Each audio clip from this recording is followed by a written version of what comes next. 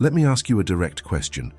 Have you ever woken up one day full of plans with a to-do list, a clear goal in mind, and then night came and you hadn't accomplished anything? Not because I was sick, not because there was an emergency, just because it didn't work out. And then you went to sleep with that horrible feeling, that voice in your head saying again, if this has ever happened to you, I need you to watch this video until the end, because the problem isn't what you think it is.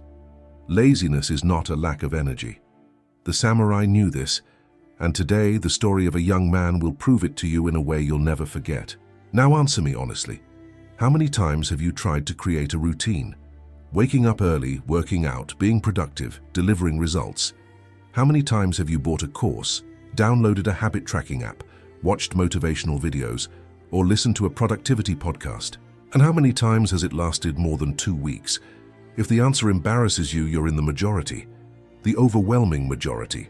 Research in behavioral psychology shows that less than 8% of people maintain new habits for more than 3 months. 8%. This means that more than 90% of people who try to change something in their lives fail before seeing real results. And the self-help industry has a standard response to that. You need more discipline. You need more willpower. You need better technique. Cold shower in the morning, extra strong coffee, waking up at 5 a.m., Pomodoro technique, meditation, to-do list. Does it work? For some for a while, but for most people, no. But what I'm going to present to you today isn't a checklist saturated with magic formulas. I'm going to show you how the samurai dealt with laziness and procrastination, and how you can apply these concepts to your life to overcome them too, because they had a completely different view of what laziness is, and that view will change how you see yourself today. Chapter 1. The boy who wanted everything without knowing why. Today I'm going to tell you Liam's story. Liam was 20 years old and absolutely certain of one thing. He was going to be someone in life. It wasn't arrogance. It was that youthful, genuine ambition, that flame that many people have in their 20s before reality slowly begins to extinguish it. He lived in Columbus, Ohio, in a 2-bedroom apartment with his parents. Tiny room, single bed, LeBron James poster on the wall, the kind of room that makes you want to get out of there as quickly as possible. His father, Daniel, had worked in an auto parts factory for 22 years. The same shift, the same machine, the same packed lunch. A man who traded his dreams for a salary and never complained about it. His mother, Sandra, worked as a cashier at the neighborhood supermarket. 2 jobs sometimes when she needed to. They weren't poor, but they were the exact definition of an unforeseen event, but far from a collapse. Liam looked at his parents' lives and thought, this isn't going to be my story. But then Monday would arrive, and ambition would clash with laziness. He wanted to be an entrepreneur. He wanted to learn how to invest. He wanted to create an online business. He had read about it, watched videos about it, planned it out in his notebook with nice handwriting and colored arrows. But to execute, things were different there. He would wake up at 9 a.m. when he wanted to wake up at 6 a.m. He would start studying, and within 20 minutes he was on Instagram. He would start working on a project, and within half an hour he was watching a series. He created a new routine every Monday and broke it every Wednesday. And the worst part wasn't failing. The worst part was the explanation he had for himself. I just need more energy. So he tried the cold shower. You know how that goes, and first time shock, racing heart, feeling of accomplishment. It lasted 4 days. Then he tried extra strong coffee, 2 espressos before 7 a.m. He felt anxious, trembled a little, and continued procrastinating, only more agitated. He tried meditation. He downloaded 3 different apps. His record was 7 minutes. His mind wouldn't stop. He tried the technique of waking up at 5 a.m. On the first day, he woke up. On the second, he turned off the alarm while still asleep. On the third, he didn't even remember setting the alarm. Liam came to a conclusion that many people reach, and it's the most dangerous of all. Maybe that's just how I am. Maybe I don't have what it takes. This is the moment when most people give up. Not on their plans, on the very possibility of giving up. But it was at that moment that a friend of his mentioned a jiu-jitsu school in the neighborhood. Chapter 2. The Dojo and the Master. Liam didn't want to learn jiu-jitsu. He went because his friend insisted, because he was bored, and because the first lesson was free. 3 bad reasons to start something, but sometimes bad reasons lead you to the right places. The academy was called Mushin Dojo. It was in a renovated warehouse on an industrial street near the city center. From the outside, nothing special. Inside, blue tatami mats, white walls, and a silence unlike any normal silence. The kind of silence that carries weight. The sensei's name was Sato. Kenichi Sato was 58 years old, with short gray hair, and a posture so erect that it unconsciously made people straighten their own spines when he entered a room. A descendant of a line of samurai from the Satsuma province in southern Japan, he had emigrated to the United States at the age of 30 and spent the following decades teaching martial arts and samurai philosophy in Columbus, Ohio. He wasn't the type of teacher who shouted motivation. He was the type who asked a simple question and left you wondering about it for 3 weeks. That first day after class, Liam was leaving when Sato called him. "You came because you wanted to, but your mind is elsewhere. May I ask where?" Liam wasn't expecting that. "How do you know?" 20 years of teaching. Body present, mind absent. It has a very specific appearance. Liam doesn't know why he told. Maybe because the old man spoke in a way that didn't judge him. He talked about his dream of starting a business, his failed attempts, his laziness, the feeling that something was wrong with him. Sato listened to everything without interrupting. When Liam finished, he asked a single question. "Why do you want to win?" Liam blinked. "What do you mean?" "It's a simple question. Why do you want to be successful? For what purpose?" Liam opened his mouth and nothing came out. He had 1,000 plans, but he didn't have an answer to that question. "Think about it," Sato said, "and come back on Thursday. Before we continue, do me a quick favor. Comment below. Do you know what your reason is, your real why? Keep that question in mind. It will make a lot of sense in a moment. Now back to the story. Chapter 3. The Warrior's Teachings. Liam returned on Thursday, and the following Monday, and the following Thursday.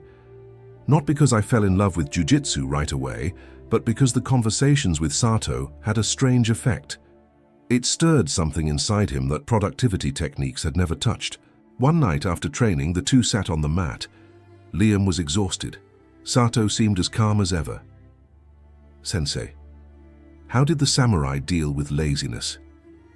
Sato didn't answer immediately. He remained silent for a while, a silence that would have been uncomfortable in any other situation. Then he said, "The samurai didn't have the same idea of laziness that you do. Like this, you believe you're lazy because you lack energy, because you can't move.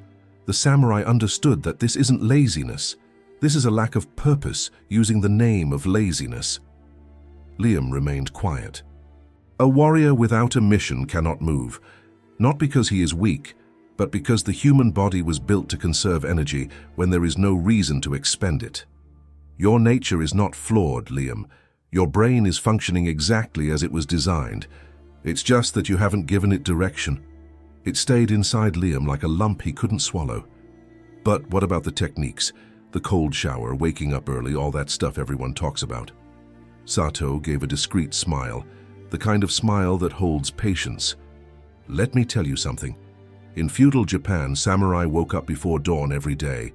They trained even when it rained. They studied philosophy even after battles.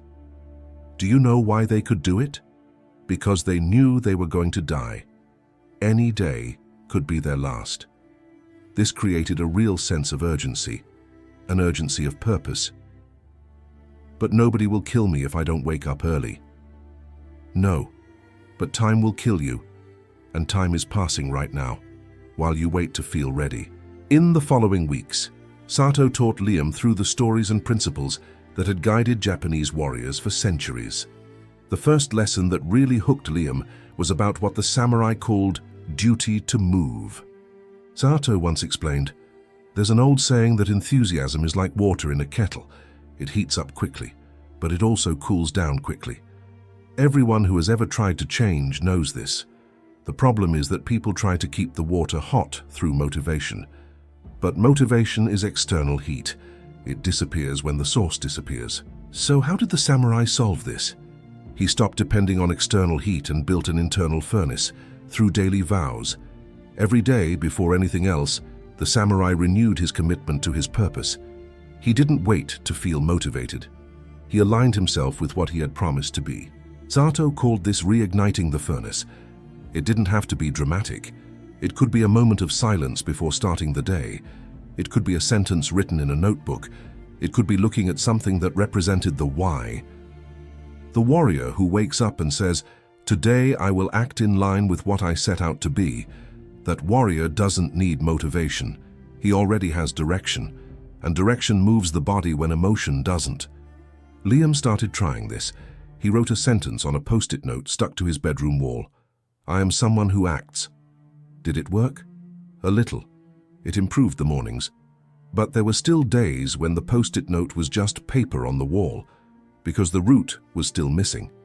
One Saturday afternoon, Liam went to the dojo even though he didn't have a class scheduled, just to talk to Sato. "I'm getting better," he said, "but I still get stuck. I start things, lose the thread, and stop halfway through." Sato was cleaning the tatami mat. He didn't stop what he was doing. "Tell me something. When you're working on a project and you get stuck, what goes through your mind?" Liam thought. "Like, what's the point? Will it even work? Is it worth the effort?" Sato paused. "Then it's not a lack of discipline. It's a lack of certainty about destiny." "Like this?" Imagine a samurai marching through a forest at night. If he knows where the camp is, he marches even in the dark, even tired, even hungry. If he doesn't know where the camp is, he stops. Not because he's weak, because the human body doesn't waste energy walking in circles in the dark. You're doing the right thing, working, studying, trying. But part of you doesn't believe there's a camp. You don't believe there's a real destiny waiting. That was like a needle hitting the exact spot. And how can I believe it? You don't force belief, you build evidence. The samurai understood that action precedes confidence, not the other way around.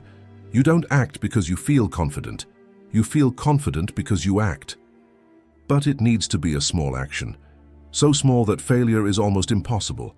So small that the brain doesn't identify it as a threat and doesn't trigger resistance. This was the second great lesson Sato brought from the world of the samurai.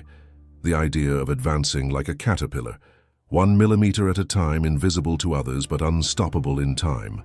The warrior doesn't conquer the castle all at once. He walks towards the castle every day, even when he can't see the castle yet. A Stanford University researcher who studies motivation and behavior explains that the biggest obstacle to sustained action is not a lack of willpower, but the absence of an emotionally meaningful purpose. When the brain doesn't connect present effort to a reward that makes emotional sense, the reward system simply doesn't activate with the same intensity. A person may intellectually know they need to act, but not feels the urgency. Another study, published in one of the leading behavioral psychology journals, revealed that external productivity techniques, such as alarms, habit apps, and 30-day challenges, have a success rate of less than 15% when applied without being anchored in a clear personal purpose. But when the person has an emotionally significant reason to act, that rate rises to over 60%. This is what the samurai called ichinen, the determination of a single purpose, the ability to focus all mental and emotional energy in a single direction. It's not about doing many things well, it's about knowing deeply where you are going and why. A neuroscientist specializing in self-discipline sums it up like this: when the purpose is strong enough, the question is no longer how to force myself to act. The question becomes, how do I stop acting long enough to rest? Liam spent 3 months at the dojo, learning, improving, applying Sato's teachings, and he did improve. He woke up earlier, he worked more, he procrastinated less. But it still failed. There were still entire weeks wasted. There were still projects abandoned halfway through. There were still nights sleeping with that familiar feeling of again. And Liam only discovered the reason for this when he received a call from his mother one Tuesday afternoon. A connection that changed everything. Chapter 4. The Connection. Sandra called at 2:37 p.m., Liam was on the computer, technically working, but in practice reading comments on a social network. He answered without much enthusiasm. Liam. His mother's voice was different, too quiet. Mom? What happened?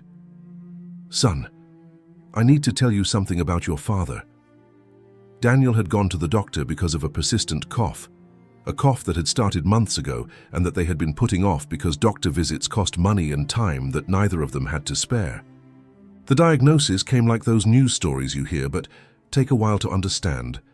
The kind of thing you hear, and your brain keeps repeating the words as if they were in another language. It was serious.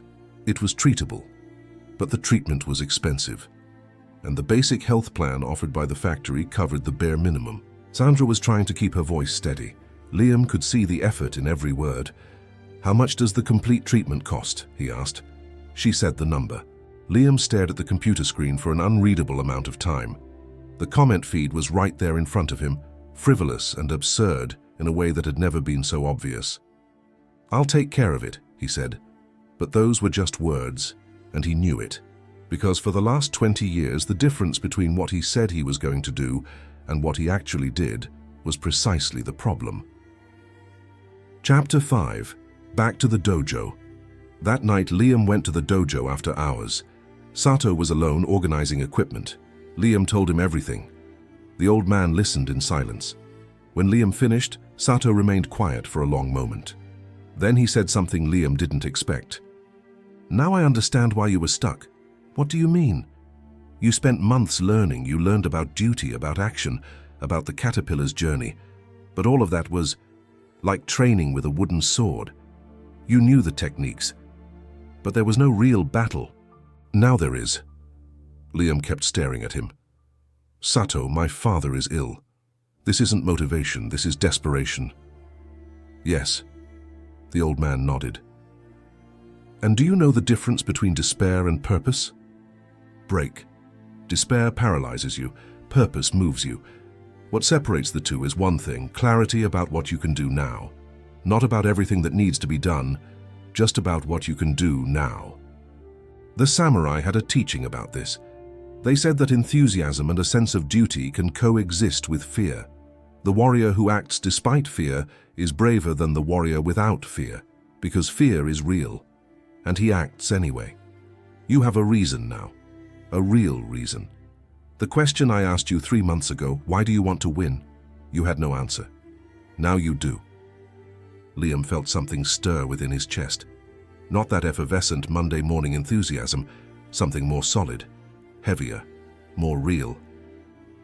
What do I do? You go back home and you act now, tonight. The smallest possible action toward the result you need. A call, an email, a search, anything. But today, because the warrior who has a mission doesn't wait to feel ready. Chapter 6. The Real Change. Liam went home that night and didn't sleep. Not because I was anxious, but because I was working. For the first time in months, his computer was open, and he wasn't on Instagram. He was researching clients for a content creation service he'd sketched out in a notebook months before and never put into practice. He was writing proposals. He was sending messages. It was 11 p.m., it was midnight, it was 1 a.m. night. And he wasn't forcing himself. He was holding back in order to go to sleep. This was new, completely new. In the following weeks, something changed in the structure of Liam's day. Not dramatically. He didn't wake up at 4 a.m. with the national anthem playing in his head. But he did wake up at 6:30 a.m. And when the alarm went off, the first thing that crossed his mind wasn't 5 more minutes. It was the spitting image of his father.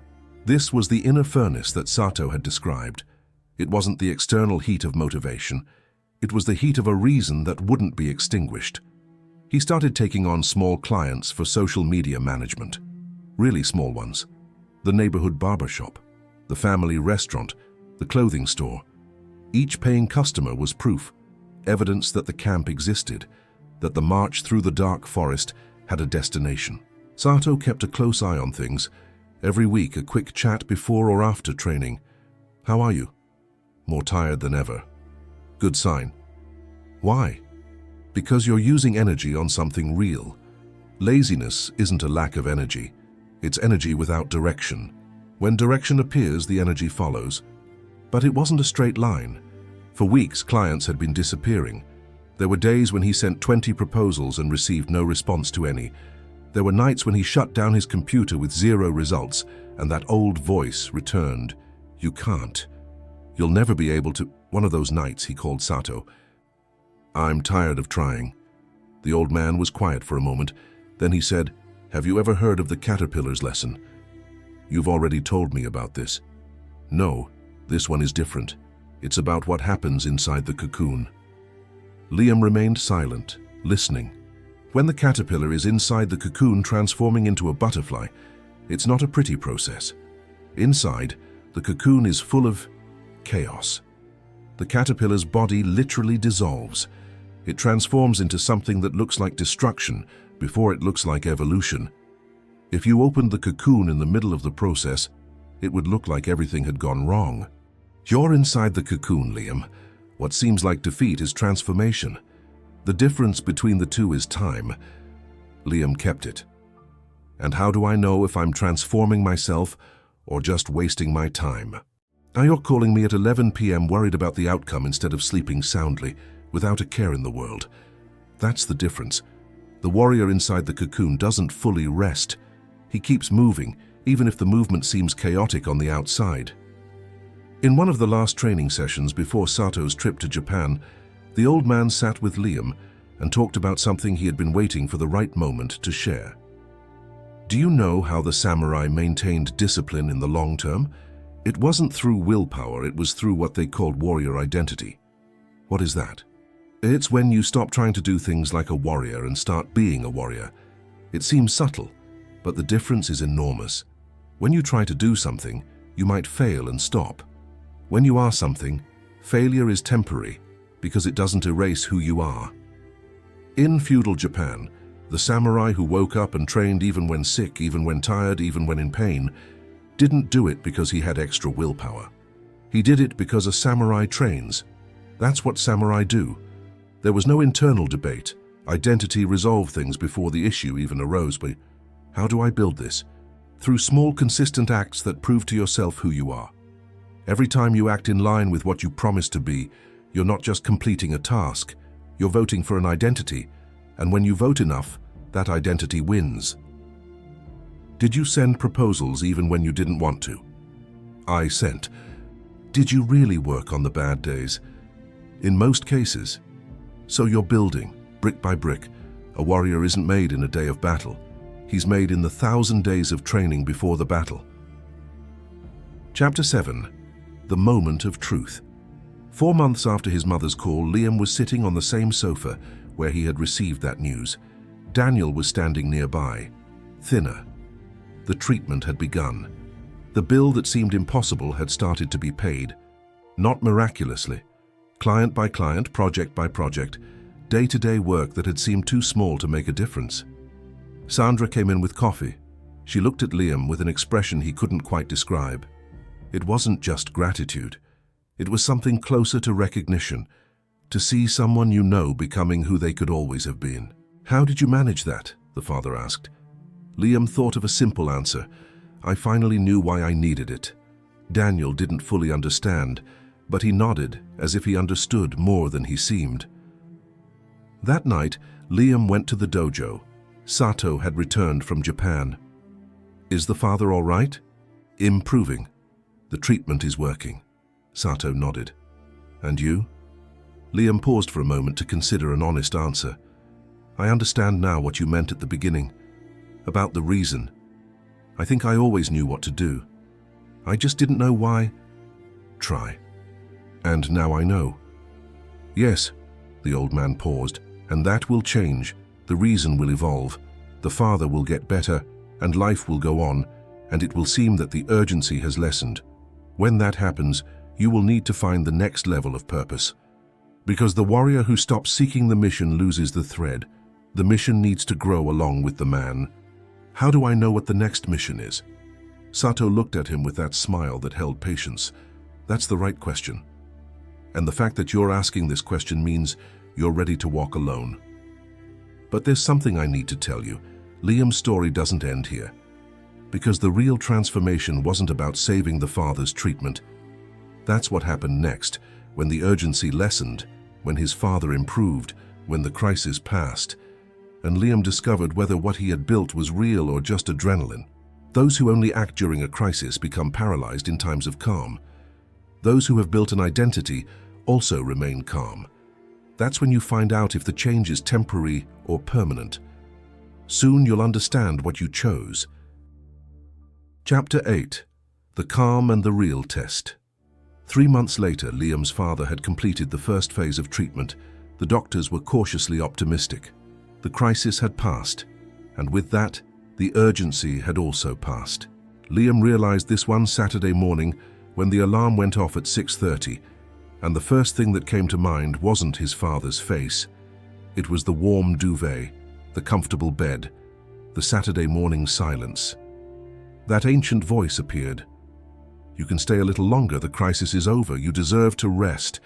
He stared at the black screen of his cell phone. And he remembered something Sato had said months before, in a conversation that at the time hadn't seemed so important. The warrior who only fights in war is a soldier. The warrior who trains in peace is a samurai. The difference is that the soldier waits for the need to act. The samurai creates the need internally, every day before the external need arises. Liam stood up. Because I had understood something that morning that no productivity technique had ever been able to teach. True discipline isn't what you do when you have an urgent reason. It's what you do when the reason isn't immediately apparent. That's what you do when you have no audience, when there's no crisis, when life is calm and nobody's watching. He went to the computer. He opened the work. Because that was who he was choosing to be. This was unlike anything that came before. American psychologist William James, one of the founders of modern psychology, wrote something at the end of the 19th century that remains one of the most accurate observations about human behavior ever made. Action does not follow feeling. Feeling follows action. To regain a good mood, act as if the good mood were already there. James described this as the law of habit. What you do repeatedly shapes not only your behavior, but your perception of who you are. The body learns to be who you train it to be. Recent research in neuroplasticity confirms this with a precision that would have surprised even the samurai. Every time you act in line with a chosen identity, even without will, even without emotion, you are literally reshaping the neural connections that define who you are. The brain learns who you are through what you do, not through what you think about yourself. This is exactly what the samurai of feudal Japan intuitively described. A warrior is not made by battle. He is made by the 1,000 days of training before it. Identity is built in the silence of routine, not in the noise of crisis. Chapter 9. The Legacy. 2 years after that first night at the dojo, Liam had a real business. Small still but growing. 5 regular clients. A 2-person team. His own apartment, rented but owned nonetheless. The father had passed the most difficult phase of treatment and was in remission. One Sunday afternoon, Liam went to visit his parents. He sat in the living room on the same sofa as always and looked at the apartment in a different way than he had before. He no longer saw the place he needed to leave as quickly as possible. He saw the place where the people he loved most had built a life with what they had. The father was in the armchair reading. "You're different," Daniel said without lifting his eyes from the book. "Like this?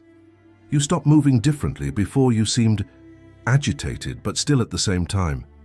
Now you seem quiet, but in motion." Liam was left with this image. Quiet, but in motion. That was exactly what Sato had described at the beginning, when Liam still thought the problem was a lack of energy. A warrior doesn't shout his determination. He demonstrates it through his actions when no one is watching. Now I need to ask you something directly. You've made it this far. That means something in this story resonated with you. So tell me, what is your real motive?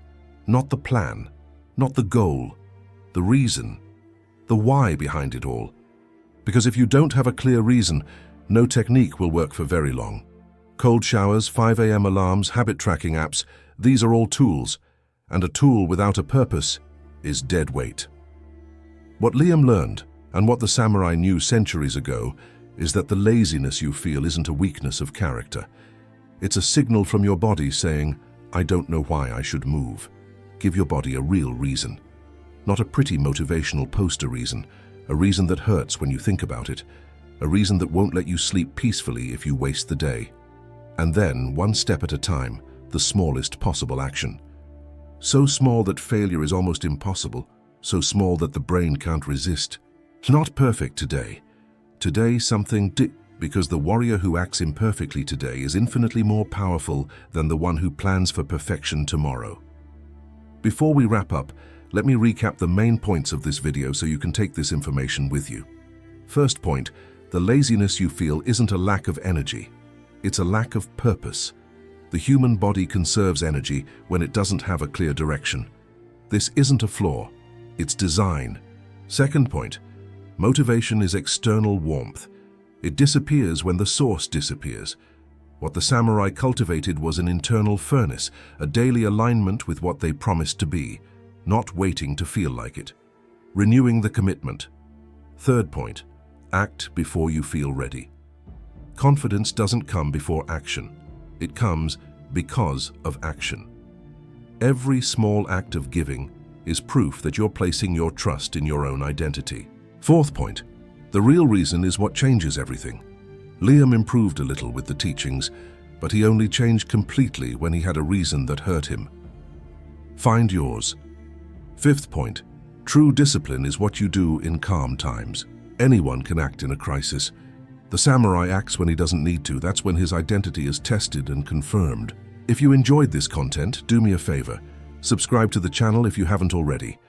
Each subscription helps bring this type of content to more people who need to hear it. And comment below, what is your real motive? The why behind everything you want to build. It doesn't need to be elaborate, it can be a sentence, but write it down. Because when you put it into words, you take it from the abstract and bring it into reality. And reality is where things happen. And if you enjoyed this video, I invite you to watch one of the ones that are appearing on your screen now. You're sure to get something great out of any of them. Thank you so much for your attention and your time. It means a lot. See you next time. And remember, be present, walk with honor, follow the path.